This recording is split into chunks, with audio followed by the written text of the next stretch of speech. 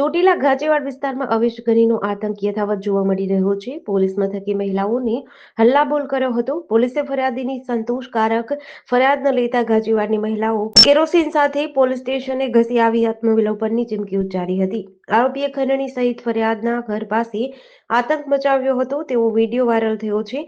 ખોખાર આરોપી અવેશ ઉપર હત્યા, ધાકધમકી સહિત અનેક ગુનાઓ પોલીસ ચોપડે નોંધાઈ ચૂક્યા છે। અવેશને પોલીસ સાવરી રહી હોય અને રૂપિયાનું સેટિંગ કરીને સામાન્ય ફરિયાદ નોંધીને જામીન લીધા હોય તેવો મહિલાઓએ આક્ષેપ કર્યો છે। પોલીસ અવેશ ગનીથી થોડી ડરી ગઈ છે, કાં તો પોલીસ તેને છાવરી રહી છે તેવા આક્ષેપો કરવામાં આવી રહ્યા છે। મહેબૂબભાઈએ વધારે જણાવ્યું હતું કે ઘણા મહિનાથી ચોટીલા પોલીસ સ્ટેશનના ધક્કા ખાઈને કંટાળી ગયો છું। હવે અવેશ ગનીભાઈ અમારી હત્યા કરી નાખશે તો પણ પોલીસ અવેશ સામે કાર્યવાહી નહીં કરે।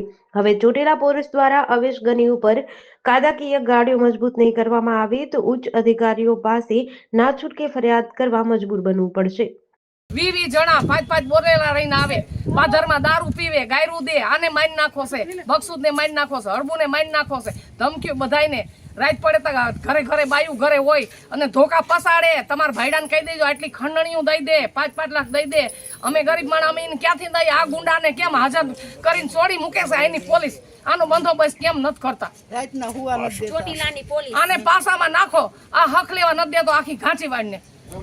મારા છોકરા વાંહે સરી લઈને માયા થયો, મોટરસાયકલ ભાંગી નાખ્યું તો આની પોલીસે ફરિયાદ ન લીધી અને એને હાજર કરીને અને છોડી મૂક્યો। તો અત્યારે ગરીબનું કોઈ નથી, પોલીસે તે। જેડીસી ન્યૂઝ સાથે લઘુ દાદલ, ચોટીલા।